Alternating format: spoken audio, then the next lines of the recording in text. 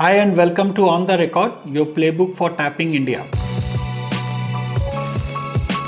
Today we will look at if you are hiring a contractor in India, how does something called PE or permanent establishment impacts you and what you should be knowing about it. So first of all, when you are hiring a contractor and if you are exercising a decent amount of control over the contractor, so the law defines a contractor is a person which typically operates with multiple businesses.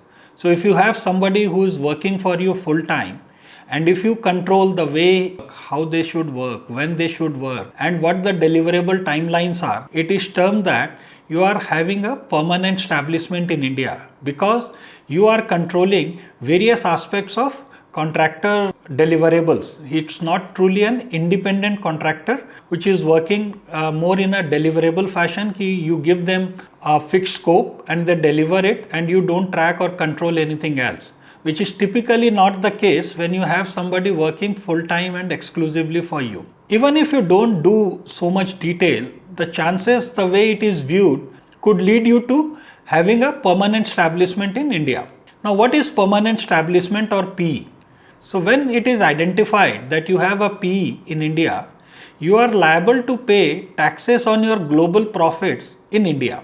Now what are the component of tax that you have to pay? So first and all, you have to attribute how much your team in India is contributing to the global profit, and the onus is on you to justify out of the complete global profit that you have, what is the fair share of contribution by the Indian team. Now based on once you have identified this is the amount that is actually being contributed by the Indian team, whether it is about R&D, whether it is about support, whether it is about any other marketing, design activity, you have to undergo and really jot down how this India team contribution is contributing only to this much amount. For example, say you have $1 million as your global profit.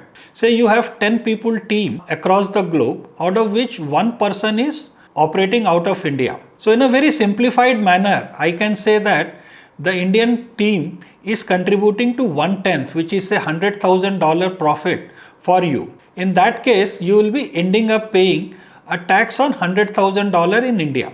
But we all know that this is not such a simple maths equation because every team member brings a different level of capability and there can always be a dispute between the tax authorities and you that whatever justification you have brought in is right or not. So you have to be really diligent in arriving at the calculation on the share of profit on which you will end up paying a tax in India. Now you would have seen that even if you have hired employees through EOR model, like a lot of employer of record platform allows you to do contractor payments. Let me tell you what exactly is going on here. One, the contractor and you have a direct contractual relationship. It is not via the EOR. EOR is just a payment facilitator. So if you have to pay somebody, and that's why if you go and check their terms or if you look at their messaging, nowadays they have started saying contractor or freelancer payments rather than hiring a contractor. So the contractor is actually in contractual relationship with you. So all the risk and liability around the contract is between you and the contractor. The EOR is just a facilitator. So it's kind of routing a payment for you by taking a small management fee on top of it. Whereas in an EOR model, they typically charge a much higher fee because that model is completely different. So don't get fooled around by the fact that you are routing a payment through an EOR. So you are absolved of all the PE risk because the relationship between contractor and the company is intact, and that's how their terms also says. And you are contractually liable for any misclassification or any other risk that arises out of it. So don't become a penny wise and pound foolish. If you are trying to hire a team, the better way is to go through an EOR model, that is an employer on record model. In this case, you are not considered to have a permanent establishment because your team actually is an employee for your EOR partner and there is only a working relationship between you. So it does not trigger the rules of permanent establishment that way. That's it. I now hope you are clear as to the risk of having a contractor in India.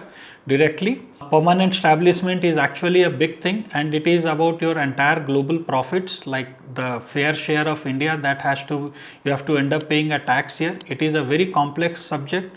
So take your call wisely. If it is feasible, I would strongly recommend go in an UR model rather than a contractor model via UR. Thank you and take care.